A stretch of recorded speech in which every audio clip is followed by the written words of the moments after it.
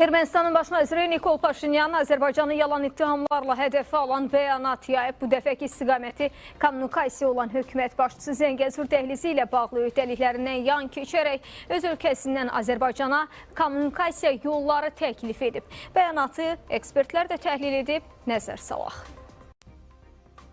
Paşinyan hakimiyyəti Azərbaycan və Ermənistan arasında kommunikasiya əlaqələrinin açılmasına ölkəsinin hazır olduğunu bildirir. Bakını isə İrəvan üçün kommunikasiyaları bağlamaqda ittiham edir. Siyasi şərhçilər belə hesab edirlər ki, baş nazir Nikol Paşinyanın bu açıqlaması da manipulyasivdir. Aydın məsələdir ki, Ermənistan kapitulyasiyaya imza atmış bir dövlət kimi Azərbaycanın əsas hissəsi ilə onun ayrılmaz hissəsi olan Naxçıvan Muxtar Respublikasına maneəsiz gediş-gəlişin təmin olunması üçün üzərinə konkret öhdəlik götürüb. Lakin akt imzalandıqdan sonra bu şərtlə bağlı hər hansısa əməli addım atmayıb. Bunun əksinə belə bəyanatlarla üzərinə götürdüyü məsuliyyətdən uzaqlaşmağa çalışıb. Nə qədər ki, Ermənistan tərəfi Zəngəzur dəhlizini görməzdən gələcək və digər alternativ yollar təklif edəcək, bunu Azərbaycan qəti şəkildə qəbul etməyəcək. Çünki Azərbaycan vətəndaşlarının təhlükəsizliyi ümumiyyətlə Ermənistan ərazisində sual doğurur. Amma Zəngəzur dəhlizinin müəyyən xüsusi statusu olmalıdır və orada Azərbaycan vətəndaşları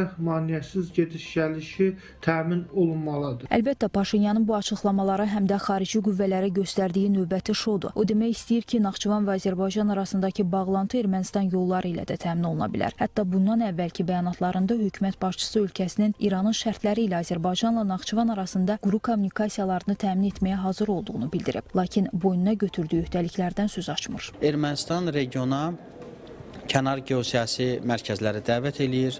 Müxtəlif diplomatik örtük altında, konsulluq adı altında dövlətlərin iştirakı müşahidə olunur. Avropa İttifaqının mülki missiyası regiona dəvət olunur və məsələyə beynəlxalq xarakter verməyə çalışır. Ona görə də sülh müqaviləsinin mətnində də kommunikasiya xətlərinin açılması ilə bağlı məsələ yoxdur və bunu növbəti mərhələdə müzakirə mövzusu kimi tərəflər kənarlaşdırmışdır. İki ölkə arasında kommunikasiyaların açılması üçün sülh sazişinin imzalanması başlıca şərtdir və sülh sazişinin imzalanması və dayanıqlı olması üçün isə Azərbaycanın irəli sürdüyü konkret şərtlər var və Ermənistan bunu əməl etməlidir. Amma Ermənistan bu addım atmaq əvəzinə mütəmadi olaraq qeyri-adekvat açıqlamalarla yadda qalır. Paşinyanın da bu açıqlaması sadəcə olaraq manipulyasiya xarakterlidir və başlıca məqsəd sülh prosesini mümkün qədər yubatmaq.